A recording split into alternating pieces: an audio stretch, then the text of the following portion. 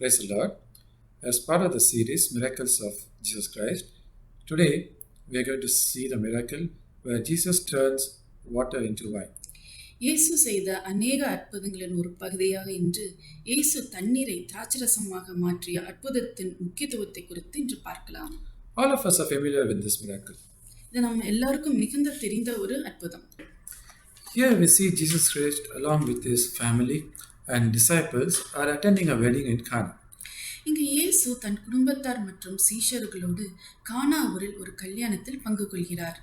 During the course of the wedding, they run out of wine. அந்த திருமணம் சிறப்பாக நடந்து கொண்டிருக்கும் போது திராட்சரசம் தீர்ந்து விட்டது. Jesus' mother Mary, she reports the situation to him. இயேசுவின் தாயாராகிய மரியாள் இந்த விஷயத்தை இயேசுவிடம் தெரிவிக்கிறார். So Jesus miraculously converts water into wine to fulfill a specific need. இங்கு இயேசு ஒரு தேவையை நிறைவேற்றுவதற்காக ஒரு அற்புதத்தை இங்கு செய்கிறார். In verse 11, we see that this is his first miracle. வசனம் 11 அவருடைய முதலாம் அற்புதம் என்று நம்ம பார்க்கிறோம். This first miracle of Christ might look very trivial compared to all the other miracles he did later on in his ministry, like healing the sick or raising the dead. இயேசு செய்த மற்ற அற்புதங்களான மரித்தவர்களை எழுப்புதல், பிணியாளிகளை சுகமளிக்கும் அற்புதங்களை ஒப்பிடும்போது இது ஒரு சாதாரணமாக அற்புதமாக காணப்படலாம். But this miracle has a lot of significance about the ministry that he was going to start. இந்த அற்புதம் அவர் தொடங்க போகும் ஊழியத்திற்கு ஒரு அடித்தளமாக காணப்பட்டது. The location and the situation at which he did his ministry also has a lot of significance. அந்த சூழ்நிலை மற்றும் அந்த இடமும் மிக முக்கியமானதாக காணப்பட்டது. So today we will see the spiritual significance of this miracle. ஆவிக்குரிய முக்கியத்துவத்தை குறித்து இன்று பார்க்கலாம். First, we'll start with the wedding. முதலாவதாக திருமணத்திலிருந்து ஆரம்பிக்கலாம். What makes a wedding so special? திருமணம் ஏன் விசேஷமாக கொண்டாடப்படுகிறது? In all cultures, we see that a wedding is a big celebration. எல்லா கலாச்சாரத்திலும் திருமணம் என்பது ஒரு கொண்டாட்டம். Why? Because a wedding is an agreement between or a commitment between two people that they will show selfless love and care to another person. ஏனென்றால் திருமணம் என்பது இரண்டு நபர்கள் செய்து கொள்ளும் ஒரு ஒப்பந்தம், ஒருவருக்கொருவர் அக்கறை காட்டி மற்றும் சுயநலமற்ற ஒரு அன்பு பரிமாற இருவர் செய்து கொள்ளும் ஒரு உடன்படிக்கை. A marriage fulfills the original plan God had when he created man and woman. ஆதியிலே தேவன் உருவாக்கிய மனுஷிக்கும் மனுஷனுக்கும் தேவன் வைத்திருந்த ஒரு திட்டத்தை திருமணம் நிறைவேற்றுகிறது. It's a celebration of joy and happiness. அது மகிழ்ச்சியின் ஒரு சந்தோஷத்தின் வெளிப்பாடு. So when he performed his first miracle in a wedding, it was a symbolic way of showing that the type of ministry he was going to start. இயேசு தன் முதல் அற்புதத்தை ஒரு திருமணத்தில் செய்தது அவர் செய்ய போகும் ஒரு ஊழியத்திற்கு ஒரு தொடக்கமாக காணப்பட்டது. He was going to bring joy and happiness to the world that was stuck in darkness. இருளில் இருக்கும் ஜனங்களுக்கு மகிழ்ச்சியும் சந்தோஷத்தையும் கொண்டு வரவே அவருடைய ஊழியம் காணப்பட்டது. It shows that he came to fulfill God's plan for man's salvation, which God promised in Genesis. ஆதியாகமத்தில் தேவன் வாக்களித்தபடி மனுஷனுடைய ரட்சிப்பு நிறைவேற்றவே இயேசு இந்த உலகத்திற்கு வந்தார் என்பதையும் வெளிப்படுத்துகிறது. The relationship between the church and Christ is shown as bride and bridegroom. சபைக்கும் கிறிஸ்துவுக்குள்ள உறவு பெரும்பாலும் மணவாட்டி மணவாளன் என்று ஒப்பிட்டு கூறப்படுகிறது. Very often the kingdom of God is referred to as a wedding feast. தேவனுடைய ராஜ்யம் ஒரு திருமண விருந்துக்கு ஒப்பிடப்படுகிறது. In Revelation 19:9 it says, "Let us rejoice and be glad and give him glory, for the wedding of the Lamb has come and his bride has made himself ready." வெளிப்படுத்தல் 19:7 நாம் சந்தோஷப்பட்டு களி கூர்ந்து அவருக்கு துதி செலுத்த கடவோம். ஆட்டுக்குட்டியானவருடைய கல்யாணம் வந்தது, அவருடைய மனைவி தன்னை ஆயத்தம் பண்ணினாள் என்று சொல்ல கேட்டேன். So every day should be a celebration in our life because God has accepted us as his children. ஆகவே இயேசுவை ஏற்றுக்கொண்ட நமக்கு ஒவ்வொரு நாளும் அது கொண்டாட்டமாக இருக்க வேண்டும். Secondly, wine. இரண்டாவதாக திராட்சரசம். Wine in Jewish tradition represents celebration. திராட்சரசம் என்பது யூத கலாச்சாரத்தில் கொண்டாட்டத்தை குறிக்கிறது. It's a celebration of joy and happiness. அது ஒரு சந்தோஷத்தின் ஒரு மகிழ்ச்சியின் வெளிப்பாடு. We may think why running out of wine is a big issue. ஏன் திராட்சரசம் முடிந்து போயிற்று என்பது இவ்வளோ ஒரு பெரிய விஷயமாக காணப்பட வேண்டும்? They can use water or any other juice. தண்ணீரோ அல்லது குடிக்க வேற எதையாவது கொடுத்திருக்கலாமே. To understand this, let's put this into our cultural perspective. இதை புரிந்து கொள்ள நாம் நம்முடைய கலாச்சாரத்தில் சூழலில் வைத்து பார்ப்போம். Say back in our country, we have organized a wedding function. உதாரணமாக நம்முடைய ஊரில் நம்ம ஒரு திருமண விழாவை ஏற்பாடு செய்கிறோம். So we have prepared a feast for all the guests who are attending the wedding. விருந்தினர்களுக்கு ஒரு விருந்தை நாம ஆயத்தம் செய்கிறோம். Now say for all the guests they have come to some of the guests have come to a dining room and they have had their dinner. பாதி விருந்தினர்கள் உணவை முடித்து விட்டார்கள் என்று வைத்துக் கொள்வோம். So after they have gone, the rest of the guests have come and they are waiting in the dining room to be served. இன்னும் மீதியுள்ள விருந்தினர்கள் சாப்பாட்டு மண்டபத்தில் சாப்பாட்டை எதிர்பார்த்து அமர்ந்திருக்கிறார்கள். And that time if you come to know that there is no food, what will you do? அந்த நேரத்தில் உங்களுக்கு அந்த சாப்பாடு தீர்ந்து விட்டது என்று உங்களுக்கு தெரிய வரும்போது உங்களுடைய சூழ்நிலை எப்படியாக இருக்கும்? Can you go and tell them that the food is over and you may all leave now? நீங்க போய் விருந்தினர்களை சாப்பாடு தீர்ந்து விட்டதை நீங்கள் எல்லாம் போய்விடுங்கள் என்று சொன்னால் முடியுமா? This is not possible because that might be a very big embarrassment. அது முடியாது. அது ஒரு பெரிய சங்கடமாக இருக்கும். This could mean the end of the celebration, or in some cases it might even be the end of the wedding itself. அதுவே திருமண கொண்டாட்டத்தின் அது முடிவாக இருக்கும். சில சமயங்களில் அந்த திருமணமே நின்று போகக்கூடிய சூழ்நிலை ஏற்படும். This is the type of situation they were facing in Cana. இதுதான் கானா ஒரு திருமணத்திலும் நடந்தது. It was a big problem. அது பெரிய பிரச்சனையாக இருந்தது. It could mean that could be the end of the celebration. அது அந்த கொண்டாட்டத்தின் ஒரு முடிவாக இருந்திருக்கலாம். But our Lord's mother knew what should be done. ஆனால் இயேசுவின் தாயாருக்கு என்ன செய்ய வேண்டும் என்று நன்றாக தெரிந்திருந்தது. She reached out her firstborn son to find a solution for this problem. அவர் தன் மூத்த மகனை இந்த ப்ராப்ளம்ல இருந்து சால்வ் பண்ண தேடுகிறாள். Similarly, in our life, we also run out of wine. இதேபோல் நம்முடைய வாழ்க்கையிலும் திராட்சரசம் குறைந்து போக வேண்டிய சூழ்நிலை ஏற்படும். We run out of joy and happiness. நம்முடைய மகிழ்ச்சியும் நம்மளுடைய சந்தோஷமும் குறையக்கூடிய சூழ்நிலைகள் ஏற்படும். When we face problems in our family, our life, our work, our health, then all our joy and happiness will go away. நம்முடைய குடும்ப வாழ்க்கையாக இருக்கலாம், அல்லது நம்முடைய வேலை செய்கிற இடமாக இருக்கலாம், அல்லது நமக்கு பலவீனங்கள் நம்மை தாக்கும்போது நம்முடைய சந்தோஷத்தை நாம் இழந்து போகிறோம். Then we decide that this is the end of all celebration. இனி நாம் மகிழ்ச்சியாகவே இருக்க முடியாது என்று நம்மளுக்கு தோன்றும். It doesn't have to be like that. We do have a solution in Christ. அது அப்படி அல்ல. நமக்கு கிறிஸ்துவுக்குள் நம்மால் சந்தோஷமாக இருக்க முடியும். Even though Mary had not seen Christ perform a miracle before, she trusted that Christ will somehow solve this problem. இயேசு இதுக்கு முன்பு ஒரு அற்புதத்தை நிகழ்த்துவதை மரியாள் கண்டதில்லை. ஆனாலும் இந்த பிரச்சனையை நிச்சயமாக தீர்த்து விடுவார் என்ற ஒரு பெரிய நம்பிக்கை மரியாளிடம் காணப்பட்டது. That's exactly we should do. அதைத்தான் நாமும் செய்ய வேண்டும். Trust and reach out to him. அவர் மீது நம்பிக்கை வைத்து அவரை அணுக வேண்டும். God will miraculously fill our heart with joy. அவர் அற்புதமாக நம்முடைய இருதயத்தை சந்தோஷமாக மாற்றுவார்.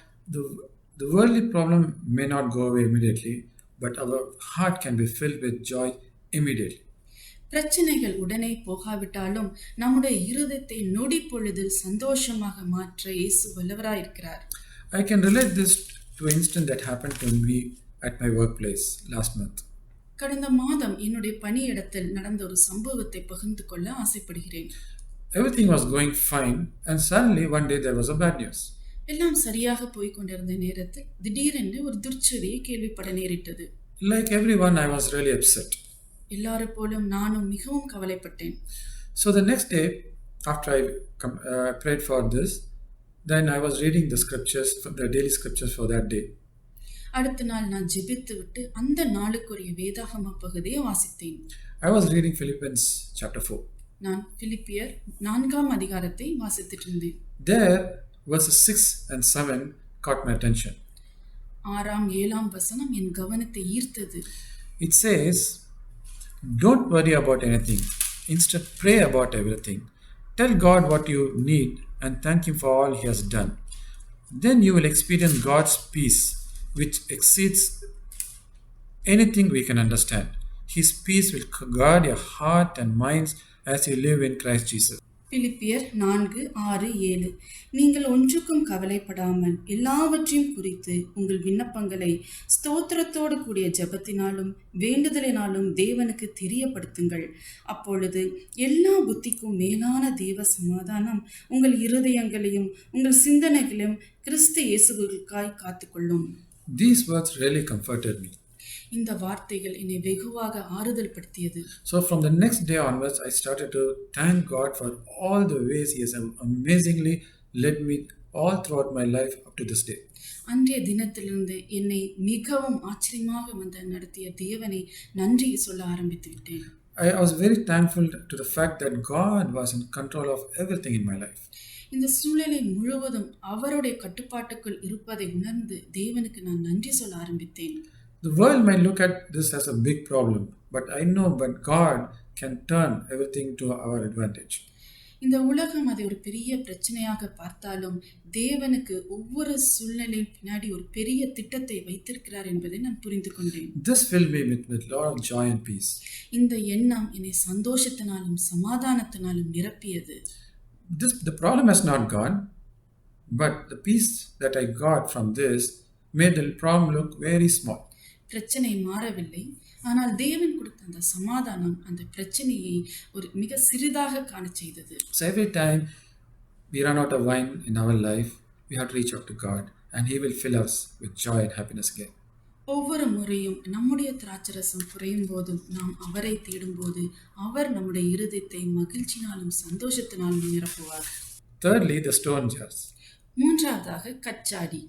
See, in verses 6 and 7, we read, standing nearby were 6 stone water jars used for Jewish ceremonial washing. Each could hold 20 to 30 gallons. Jesus told the servants, fill the jars with water. வசனம் 6-7 வாசிக்கும் போது யூதர்கள் தங்களை சுத்திகரிக்கும் முறைமையின்படி ஒவ்வொன்றும் 2-3 குடம் தண்ணீர் கொள்ளத்தக்க 6 கச்சாடிகள் அங்கு வைத்திருந்தது. இயேசு வேலைக்காரரை நோக்கி ஜாடிகளிலே தண்ணீர் நிரப்புங்கள் என்றார். அவர்கள் அவைகளை நிறைய நிரப்பினார்கள். The servant should have put a lot of effort filling those jars, 6 jars with water. அந்த 6 கச்சாடிகளையும் தண்ணீர் நிரப்புவதற்கு அந்த வேலைக்காரர்கள் தங்கள் முழு முயற்சியும் செய்திருப்பார்கள். They could have put a lot of time and effort on this, on their side. இதற்கு அவர் பக்கத்திலிருந்து அவங்க பக்கத்திலிருந்து நிறைய நேரமும் முயற்சியும் தேவைப்பட்டிருக்கும். But they were able to see the miracle because of the effort they put in. அவர்கள் எடுத்த அந்த முயற்சியால் தான் அவர்கள் அந்த அற்புதத்தை காண முடிந்தது. Even in our lives, God wants to do great things. நம்முடைய வாழ்க்கையிலும் தேவன் பெரிய காரியங்களை செய்ய காத்திருக்கிறார். But He also expects us to do our part. நம்முடைய பங்கு செய்ய வேண்டும் என்றும் எதிர்பார்க்கிறார். Sometimes there are some shortcomings and sins which hinder God from performing a miracle in our life. சில நேரங்களில் நம்முடைய பாவமும் குறைபாடுகளும் தேவன் நம் வாழ்க்கையில் அற்புதங்கள் செய்வதற்கு அது தடையாக இருக்கும். Only if we put some effort from our side, then God can do a miracle. நாம் கொஞ்சம் முயற்சி எடுத்தால்தான் தேவன் நம்முடைய வாழ்க்கையில் அற்புதம் செய்ய முடியும். Sometimes He asks us to correct our faults. Sometimes we may have to do something what God expects us to do.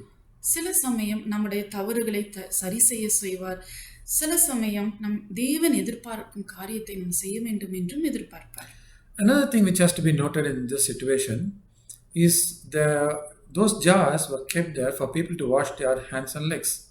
இங்கே குறிப்பிடத்தக்க இன்னொரு விஷயம் என்னவென்றால் இந்த கச்சாடிகள் கால்கள் மற்றும் அவங்க கைகளை கழுவுவதற்காக வைத்திருந்தாங்க. So obviously this jar did not have clean water that you can drink. இந்த கச்சாடிகள் அழுக்காக இருந்திருக்கும். யாரும் அதிலிருந்து தண்ணீர் குடிக்க விரும்ப மாட்டார்கள். But Christ changed that water into wine, drinkable wine. ஆனால் இயேசு அந்த தண்ணீரை குடிக்கத்தக்கதான திராட்சரசமாக மாற்றினார். But not just any wine, but a wine which was far better than the wine which was earlier served in the celebration. ஒரு சாதாரண திராட்சரசமாக இல்லாமல் முன்பு வழங்கப்பட்ட திராட்சரசத்தை விட சிறந்த திராட்சரசமாக மாற்றினார். So what we have learned today is every time we face some problems or we have or our joys run out, we have to, when we reach out to God, He can turn that into joy. He can fill our heart with a peace which transcends all understanding. இன்று பார்த்தது போல நம்மளுக்கு பயங்கள் குழப்பங்கள் வரும்போது நாம் தேவனை தேடும்போது அந்த புத்தி கெட்டாத அந்த சமாதானத்தினாலும் சந்தோஷத்தினாலும் தேவன் நம்மை நிரப்ப நம்முடைய இருதயத்தை நிரப்ப வல்லவராயிருக்கிறார். ஆமென். ஆமென்.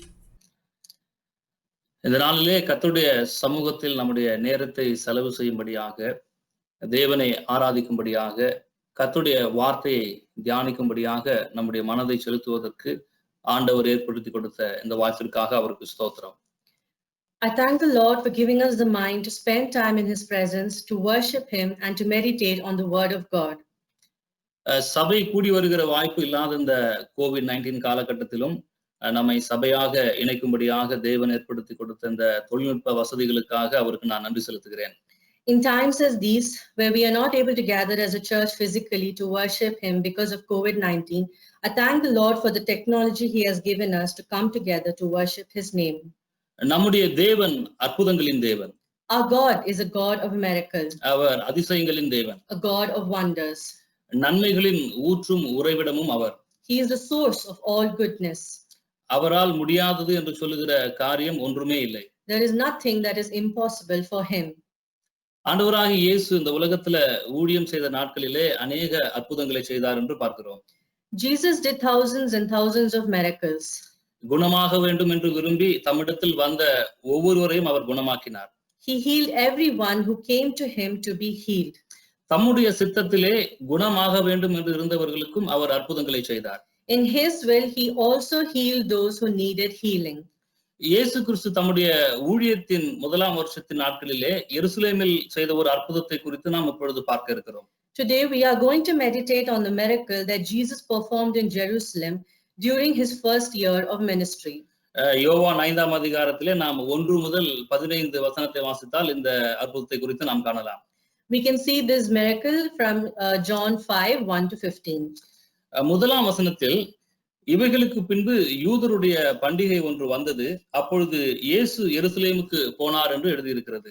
In the first verse it is written, sometime later Jesus went up to Jerusalem for one of the Jewish festivals. இதற்கு முந்தைய அதிகாரத்தை நாம் பார்க்கும் பொழுது இயேசு 2 பெரிய வெளிப்படையான அற்புதங்களை செய்தார் என்று சொல்லப்பட்டிருக்கிறது. If you see in the previous chapters, it is said that Jesus performed 2 open big miracles. நாம் இதற்கு முந்தைய செய்தியில் பார்த்தது போல அந்த முதலாம் அற்புதம் கானா ஊர் கல்யாணத்திலே தண்ணீரை இயேசு திராட்சரசமாக மாற்றியது. Like we heard in our previous message, the first miracle was turning water into wine. இரண்டாவது அற்புதம் ராஜாவின் மனுஷரில் ஒருவனுடைய குமாரனை இயேசு வியாதியிலிருந்து குணமாக்கியது. And the second miracle, Jesus healed the son of the royal official. மூன்றாவதாக இயேசு செய்த அற்புதம் தான் இந்த யோவான் 5இல் சொல்லப்பட்டிருக்கிற பெதஸ்தா குளத்தண்டையில் 38 வருஷமாய் வியாதியா இருந்த மனிதனை குணமாக்கியது. Thirdly, the miracle performed by Jesus according to John 5 at the pool of Bethesda is the healing of the one who has been there and was invalid for 38 years. இரண்டாம் வசனத்தில் எபிரேய பாஷையிலே பெதஸ்தா என்னப்பட்ட ஒரு குளம் எருசலேமில் ஆட்டு வாசலின் அருகே இருக்கிறது, அதற்கு 5 மண்டபங்கள் உண்டு என்று பார்க்கிறோம். In second verse it is written, now there is in Jerusalem near the sheep gate a pool, which in Aramaic is called Bethesda, and which is surrounded by 5 covered colonnades. எபிரேய பாஷையிலே பெத் என்ற வார்த்தைக்கு வீடு என்று அர்த்தம்.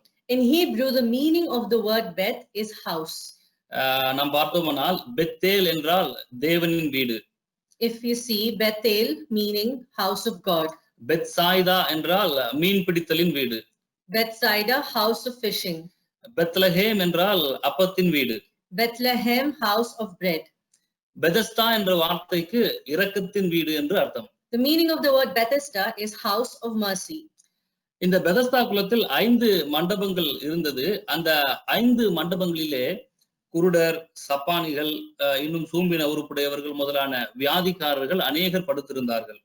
There were 5 colonnades in the pool of Bethesda, and here a great number of disabled people used to lie, the blind, the lame, the paralyzed. 1, 2 அல்லது சிறு கூட்டமாக அல்ல, திரளான கூட்டமாகிய அநேக வியாதிக்காரர்கள் அங்கே படுத்திருக்கிறார்கள் என்று பார்க்கிறோம். We see that not a single, not a dozen, Here it is written, a great multitude of disabled people used to lie there. Bethesda இரக்கத்தின் வீடு என்று அழைக்கப்பட்டாலும் இரக்கம் கிடைக்கப்பெறாத அநேக வியாதிக்காரர்கள் அங்கே இருந்தார்கள். Though the name of the pool Bethesda translates to house of mercy, there were a lot of sick people or disabled people who did not receive mercy yet. எதற்காக அவர்கள் அங்கே படுத்திருக்க வேண்டும்? Why the sick people are lying around there? தண்ணீர் எப்பொழுது கலங்கும் என்று எதற்காக காத்திருக்க வேண்டும் என்று ஒருவேளை நமக்கு தோணலாம். And we may also think why they are waiting for the water to be stirred. என்னால் வேதத்தில் சொல்லப்பட்டிருக்கிறது, சில சமயங்களிலே தேவ தூதன் ஒருவன் அந்த குளத்தில் இறங்கி தண்ணீரை கலக்குவான். தண்ணீர் கலங்கின பின்பு யார் முந்தி அதில் இறங்குகிறார்களோ அவன் எப்பேற்பட்ட வியாதியஸ்தனாயிருந்தாலும் சொஸ்தமாவான் என்று எழுதியிருக்கிறது. We see in the Bible it's written, this is because an angel went down at a certain season into the pool and stirred the water. After the stirring of the water, whosoever then stepped in first, he was made whole of whatsoever disease he had. எப்படியாவது சுகம் கிடைக்காதா அல்லது இந்த குளத்தில் இறங்கி விட மாட்டோமா என்று ஒரு ஏக்கத்தோடு அங்கு படுத்திருந்தார்கள். The sick people were waiting and lying there with the thought in their mind, some way or the other won't we get healed, some way or the other won't we be able to get into the pool. முதலாவது வருபவனுக்கு முதல் சுகம் கிடைக்கும். அது ஒரு வித்தியாசமான அற்புதம் இது. What a strange miracle, isn't it? First come, first serve basis. குளத்தில் இறங்க பலம் உள்ளவர்கள் அல்லது உதவி செய்வதற்கு ஆள் உள்ளவர்கள் ஒருவேளை தூதன் குளத்தை கலக்கும் பொழுது முந்தி சென்று சுகத்தை பெற்றுக் கொண்டிருக்கலாம். People who had strength or those who had people to help them would have gone ahead and got healed first when the angels stirred the pool. அங்கு தூதன் குளத்தை கலக்கும் நிகழ்ச்சியானது அடிக்கடி நடக்கிற ஒரு நிகழ்ச்சி அல்ல. The angel stirring the water is not something that happens often. எப்போதாவது நடக்கிற ஒரு நிகழ்ச்சி தான். It is something very rare. ஆகவேதான் அங்கு படுத்திருக்கிற எல்லாருடைய நம்பிக்கையும் அந்த குளத்தின் மேலேயே இருந்தது. Therefore their hope was alone on the pool for them to be healed. இவ்வளவு கூட்டத்துக்கு மத்தியில் 38 வருஷம் வியாதி கொண்டிருந்த ஒரு மனுஷன் அங்கே இருந்தான் என்று 5ஆம் வசனத்தில் சொல்லப்பட்டிருக்கிறது. In the midst of this multitude of people, we see in John 5:5 an invalid man lying alongside the pool of Bethesda for 38 years. 38 வருஷம் ஒரு மனிதன் வியாதியாய் படுத்திருக்கிறான் என்பது ஒரு பெரும் துயரம். It is a great agony to see a man lying there with the disease for 38 long years. ஆண்டவராகிய இயேசு பூமியில் மனிதனாய் பிறப்பதற்கு முன்பிருந்தே இவன் வியாதியஸ்தனாய் இருந்திருக்கிறான். He has been in this sickness even before Jesus Christ came into this world in flesh. இயேசு கிறிஸ்து எருசலேமுக்கு அவர் வந்தது ஒரு காரியம், யூதர்களுடைய பண்டிகைக்காகத்தான் அவர் எருசலேமுக்கு வந்தார். If you see very clearly in the first verse, we see that Jesus came to Jerusalem for one of the Jews' festivals. பண்டிகைக்காக வந்தவரை Bethesda குளத்தின் பக்கமாக வரவைத்த காரியம் இது. Jesus who came for a festival, what was the reason for him to come to the pool of Bethesda? பார்த்தோமானால் இயேசு கிறிஸ்து வந்த காரியம் ஒன்று, ஆனால் நடந்தது வேறொன்று. Jesus Christ came for one reason, but what happened was something else. 38 வருஷம் வியாதியஸ்தனாக, கைவிடப்பட்டவனாக, நம்பிக்கையெல்லாம் பொய்த்து போனவனாக, உதவுவதற்கு யாரும் இல்லாதவனாக இருந்த அவனுடைய உள்ளார்ந்த நிலைமையை இயேசு ஒருவர் மாத்திரமே அறிந்திருந்தார். For 38 years, this invalid man was a man who was in sickness, who was abandoned, a man who had lost all his hope, a man who had no help from anyone. But Jesus was the only one who knew his brokenheartedness. ஏனென்றால் அவர் மனதுருகும் தெய்வம். Because he is a God of compassion. அவனுடைய நிலைமையை நன்றாக அறிந்த தெய்வம். He knew his situation very well. அதனால் தான் இயேசு அவனை தேடி வந்தார். That is why Jesus came looking for him. இந்த நாளிலே நாம் கவலைப்பட்டு சிந்தித்துக் கொண்டு கலங்கிக் கொண்டிருக்கிற சில காரியங்கள் நம்முடைய வாழ்க்கையில் உண்டு. Today there are few things in our life that we are worried, troubled and puzzled about. சரீரத்தில் உள்ள வியாதி அல்லது கஷ்டங்கள், கவலைகள், கடன் தொல்லைகள், கடினமான சூழ்நிலையில் ஒருவரோடும் தன்னுடைய நிலைமையை பகிர்ந்து கொள்ள முடியாமல் உள்ளுக்குள் பூட்டி வைத்திருக்கிற காரியங்கள். Sickness in the body, troubles, sorrows, burden of debt, and in difficult times, things of the heart that cannot be shared with others but locked inside. நம்மை தவிர வேறு ஒருவர் நாம் சொல்லாமலேயே அறிவார். But there is someone other than yourself who knows everything of your heart. அவர்தான் நம்முடைய தெய்வமாகிய இயேசு. That is our Lord Jesus Christ. நம்முடைய நிலைமையை அறிந்து, நம்முடைய கலக்கத்தை அறிந்து, கலக்கத்தினூடாக ஒரு விடுதலை கொடுக்க அவர் வல்லவராக இருக்கிறார். knowing our situation, knowing our unrest, he is almighty to set you free through that very unrest, ஏனென்றால் அவர் சர்வ வல்லவர். because he is an almighty God. இந்த வார்த்தை கேட்டு கொண்டிருக்கிற விசுவாசிகள் எல்லாரும் ஒரு ஆமென் என்று சொல்லலாமா? Those who believe, can you please say amen? Amen. Amen. 6ஆம் வசனத்தில் படுத்திருக்கிற அவனை இயேசு கண்டு அவன் வெகு காலமாக வியாதியஸ்தனாய் இருக்கிறான் என்று அறிந்து அவனை நோக்கி சொஸ்தமாக வேண்டும் என்று விரும்புகிறாயா என்று கேட்டார். In John 5:6, we see that when Jesus saw him lying there and learned that he had been in this condition for a long time, he asked him, "Do you want to get well?" இயேசு கிறிஸ்து கேட்ட இந்த கேள்வி ஒருவேளை நமக்கு வித்தியாசமாக தோன்றலாம். இத்தனை வருஷம் வியாதியா இருக்கிற ஒரு இடத்தில் சுகமாக விரும்புகிறாயா என்று கேட்காமலேயே தெரிந்து கொள்ளலாமே. எதற்கு இயேசு இப்படி ஒரு கேள்வியை கேட்டிருப்பார் என்று நமக்கு ஒருவேளை தோன்றலாம். We may think that Jesus Christ asking him this question sounds weird or ridiculous. This is something that is understood when seeing this invalid man who has been sick for these many years. Why do you think Jesus asked that question? Do you want to get well? அவர் கேட்டதில் ஒரு அர்த்தம் உண்டு. There is a meaning in his question. நாம் வேதத்தில் பார்க்கும் பொழுது அவசியமில்லாத கேள்வியை இயேசு எங்குமே கேட்டதில்லை. If you see throughout the Bible, Jesus has never asked a meaningless question. நம்முடைய தேவைகளை இயேசு அறிந்திருக்கிறார். ஆனால் நமக்கு வேண்டியது என்ன என்பதை அறிந்து கொள்ளவே இயேசு விருப்பப்படுகிறார். Even though Jesus knows what we need, he wants to make sure we know what we need. சுகமாக விரும்புகிறாயா என்று அந்த வியாதியஸ்தரிடம் இயேசு கேட்கிறார். அவனுடைய பதில் நாம் நினைத்திருப்போம் ஒருவேளை ஆம் என்று இருக்கும் அல்லது இல்லை என்று இருக்கும் என்று தான் நாம் நினைத்திருப்போம். When Jesus asked the invalid man, "Do you want to get well?" his answer definitely should have been either a yes or a no. ஆனால் இந்த மனிதன் சொன்ன பதில் வித்தியாசமாக இருந்தது. But if you see, he answered in a very different way. 7ஆம் வசனத்தில் நாம் பார்க்கும் பொழுது அதற்கு வியாதியஸ்தன், ஆண்டவரே, தண்ணீர் கலக்கப்படும் பொழுது என்னை குளத்தில் கொண்டு போய் விடுகிறதுக்கு ஒருவரும் இல்லை. நான் போகிறதற்குள்ளேயே வேறொருவன் எனக்கு முந்தி இறங்கி விடுகிறான் என்றான். We see in the 7th verse, "Sir," the invalid man replied, "I have no one to help me into the pool when the water is stirred. While I am trying to get in, someone else goes down ahead of me."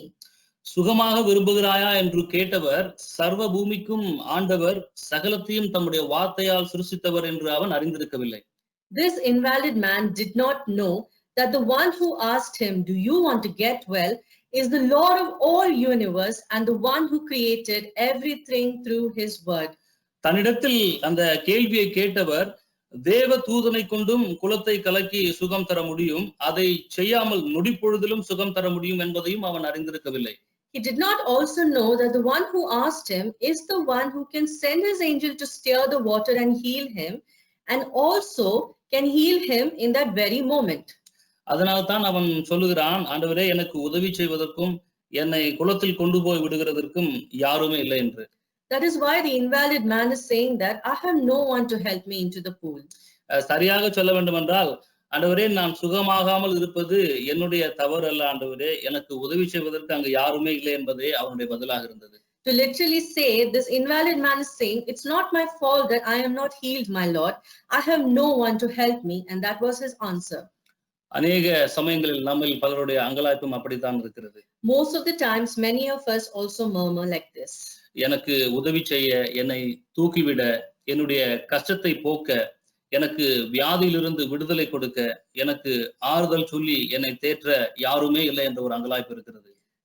We say that there is no one to help me, to lift me up, to take away my burdens, to deliver me from my sickness, to console me. There is no one, Lord. நெடுங்காலமாக காத்திருக்கிற உனக்கு வேண்டி, உனக்காக மட்டும் இறங்கி வந்து உனக்கு உதவி செய்யும், உன்னை தூக்கிவிடும் ஒரு கரம் இந்த நாளிலே உனக்கு உண்டு. Those of you who are waiting for a very long time, just for you there is a hand that will come for you to help you and lift you. அதுதான் நம்முடைய ஆண்டவராகிய இயேசு கிறிஸ்துவின் கரம். That is the hand of our Lord Jesus Christ. தம்முடைய நேரத்தில், தம்முடைய திட்டத்தில் உனக்காகவும் எனக்காகவும் நம்முடைய குடும்பங்களுக்காகவும் ஏற்கனவே தீர்மானித்து வைத்திருக்கிற ஒரு விடுதலையை, ஒரு ஆசீர்வாதத்தை, ஒரு அற்புதத்தை, ஒரு உயர்வை கொடுக்க வல்ல நம்முடைய தேவனின் கரத்தை ஒருவராலும் தடுத்து நிறுத்த முடியாது. In his time, in his will, for you and for me and for our families, for which God has already predestined to give a deliverance, a blessing, a miraculous healing and an upliftment For him who is able, no one can stop the hand of God. அந்த Bethesda குளக்கரையில் படுத்திருந்த வியாதியஸ்தர்கள் எவருக்கும் கிடைக்காத ஒரு பாக்கியம் இந்த 38 வருஷமாய் வியாதியாய் இருந்த மனிதனுக்கு கிடைத்தது. The grace that this invalid man who was sick for 38 years received, no other sick person lying in Bethesda received.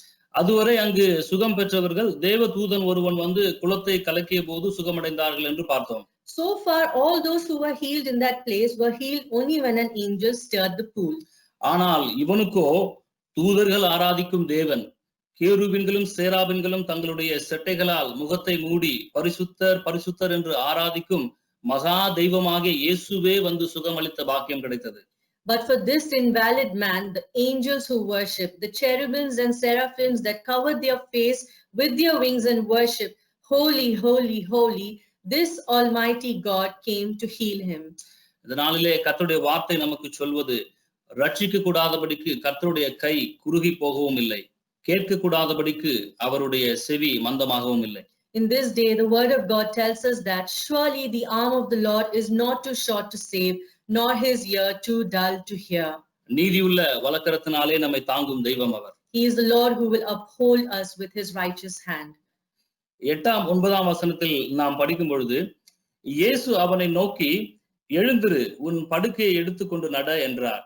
உடனே அந்த மனுஷன் சொஸ்தமாகி தன் படுக்கையை எடுத்துக்கொண்டு நடந்து போனான்.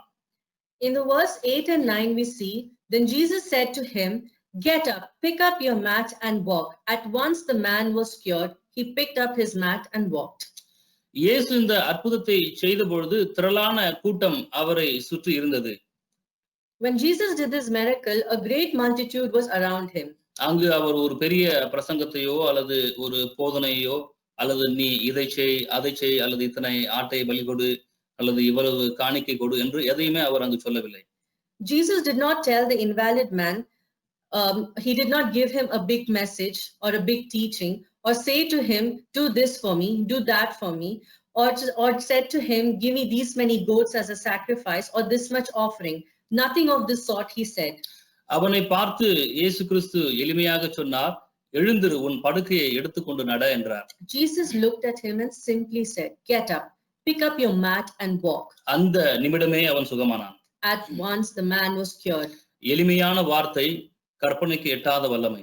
A simple word, unimaginable power. வார்த்தையினால் சகலத்தையும் சிருஷ்டித்தவர் ஒரு வார்த்தை சொன்னார். The one who created the universe by his word, he just said one word. அந்த நிமிடமே அவனை கட்டி வைத்திருந்த வியாதியின் வல்லமை, அவனை படுக்கையில் கிடத்தி அவனை எழும்ப விடாமல் செய்த எல்லா கட்டுகளும் இயேசுவின் நாமத்தில் உடைத்தெறியப்பட்டது. And in that very moment, the power of the disease that had bonded the invalid man and the bondage that had made him paralyzed all these years were broken down in the name of Jesus. 38 வருடங்களாக அவனை தாங்கிக் கொண்டிருந்த படுக்கையை அவன் தாங்கிக் கொண்டு போனான். The mat that was holding him for 38 years, he walked away with that very same mat. என்ன ஒரு பிரமிக்கத்தக்க மாற்றம் அவன் வாழ்க்கையில். What an astounding miracle in his life. கர்த்தருக்கு மகிமை உண்டாவதாக. Praise be to our God. என்னுடைய வாழ்க்கையில பல வருடங்களாக என்னுடைய தகப்பனாரை கட்டி வைத்திருந்த வியாதியின் வல்லமையை அவர் இயேசு கிறிஸ்துவை ஏற்றுக்கொண்டு அவரை தன்னுடைய சொந்த இரட்சகராக அறிக்கையிட்ட உடனே அவருடைய வாழ்க்கையில் அவரை கட்டி வைத்திருந்த வியாதியின் வல்லமை உடைத்தெறியப்பட்டதை என்னுடைய கண்ணார நான் கண்டிருக்கிறேன். Even in my life, I have seen with my own eyes the power of bondage that bound my father for many years was broken when he accepted the Lord as his personal savior. இந்த நாளிலே நம்முடைய வாழ்க்கையிலும் தேவனுக்காக நம்மை எழும்ப விடாமல் செய்கிற சாக்கு போக்குகள் அல்லது சௌகரிய சூழ்நிலைகள் எல்லாவற்றையும் எழுந்து நட என்று இன்று நம்மோடே சொல்லுகிற இயேசுவின் நாமத்தின் வல்லமை உடைத்தெறிகிறது. In this day in our life, the excuses and comfort zones and everything else that do not allow us to stand up for God, the very power in the name of the Lord that said, get up and walk, is breaking today in the name of Jesus. இயேசு அற்புதம் செய்தது ஒரு ஓய்வு நாளாக இருந்தது. The day Jesus performed this miracle was the day of Sabbath. 38 வருஷம் ஒரு மனுஷன் வியாதியா இருந்தான், அவன் விடுதலை பெற்றான் என்ற அந்த சந்தோஷ செய்தியை யூதர்கள் கொண்டாடி இருக்க வேண்டும் அல்லவா? அதற்கு பதிலாக யூதர்கள் அந்த மனிதனை பார்த்து கேட்கிறார்கள், படுக்கை எடுத்துக்கொண்டு போவது உனக்கு நியாயமா என்று. For 38 years, this man was in sickness and he got healed. Should not the Jews have celebrated this happy news? Instead of celebrating the healing of this invalid man, the Jewish leader said to the man, "It is Sabbath. The law forbids you to carry your mat." அதற்கு சுகம் பெற்ற மனிதன் சொல்லுகிறான், என்னை சொஸ்தமாக்கினவர் உன் படுக்கை எடுத்துக்கொண்டு நட என்று சொன்னார் என்றான். But he replied, "The man who made me well said to me, pick up your mat and walk." ஒரு மனிதனை குணமாக்குவதற்கும் உதவி செய்வதற்கும் அவனை தூக்கி விடுகிறதற்கும் இயேசு கிறிஸ்துவுக்கு நாட்களும் நேரமும் ஒரு தடையாக இருந்ததில்லை. Days or times has not been a hindrance for the Lord to heal a man or to help a man or to lift a man. ஏனென்றால் அவர் ஓய்வு நாளுக்கும் ஆண்டவராக இருக்கிறார். Because he is the Lord over Sabbath. அவர் செய்ய நினைத்ததை தடை செய்கிறவன் ஒருவனும் இல்லை. No one can stop him from what he wants to do. குணமான மனிதன் தன்னுடைய படுக்கை எடுத்துக்கொண்டு சென்றது தன்னுடைய சொந்த பந்தங்களிடமோ அல்லது அவனுடைய நண்பர்களிடமோ அல்லது வேறு எந்த இடமோ அல்ல. Once the man had picked up his mat when he was healed and walked, he did not go to his family or relatives to celebrate. இயேசு பின்பு அவனை கண்டது தேவாலயத்திலே என்று பார்க்கிறோம். But later Jesus found him at the temple. இயேசு கிறிஸ்து அவனை தேவாலயத்துல கண்டு அவனிடம் சொன்ன காரியம் மிகவும் முக்கியமானது. When Jesus saw him in the temple, he looked at him and said something very important. இதோ நீ சொஸ்தமானாய், அதிக கேடானதொன்றும் உனக்கு வராதபடிக்கு இனி நீ பாவம் செய்யாதே என்றார். See, you are well again. Stop sinning or something worse may happen to you. 38 வருஷம் அந்த மனிதனை பாவம் கட்டி வைத்திருந்தது. For 38 years, sin had bounded him. இயேசு கிறிஸ்து கிருபையாக அவனுக்கு விடுதலை தந்தார். But Jesus miraculously healed him. பாவத்தின் சம்பளம் மரணம் என்று வேதம் சொல்லுகிறது. The wages of sin is death. இயேசு கிறிஸ்து அற்புதங்களை செய்ய மாத்திரம் இந்த உலகத்துக்கு வரவில்லை. Jesus did not come to this world only to perform miracles. அற்புதங்களின் ஊடாய் தேவனுடைய ராஜ்யத்தின் சுவிசேஷத்தை அறிவிப்பதே அவருடைய பிரதான நோக்கமாக இருந்தது. Through his miracles, the main focus was to preach the gospel of the kingdom of God. இன்று நாம் கர்த்தருடைய சத்தத்தை கேட்டு அவருக்கு செவி கொடுப்போமாகி அற்புதங்களின் தேவன் இந்த நாளிலே நம்முடைய வாழ்க்கையிலும் ஒரு அற்புதத்தை செய்ய வல்லவராக இருக்கிறார். Today, if we listen to the voice of the Lord, the God of miracles is able to do a great miracle in our life also. சௌகரியமான சூழ்நிலை, மாற்றத்தை விரும்பாத ஒரு சூழ்நிலை, சாக்கு போக்கு சொல்லும் சூழ்நிலை, பாவக்கட்டில் உள்ள சூழ்நிலை எதுவாக இருந்தாலும் இன்று கர்த்தருடைய வார்த்தை நம்மோடே கேட்பது சுகமாக விரும்புகிறாயா? Comfort zones, changes that you do not want in your life, situations where you say excuses, situation of bondage of sin, whatever it may be, the word of the Lord tells us, do you want to get well? அப்படி என்றால் உன் படுக்கையை எடுத்துக்கொண்டு நட. If yes, get up, pick up your mat and walk. கர்த்தர் தாமே நம்மை ஆசீர்வதிப்பாராக. May the Lord bless us. Amen.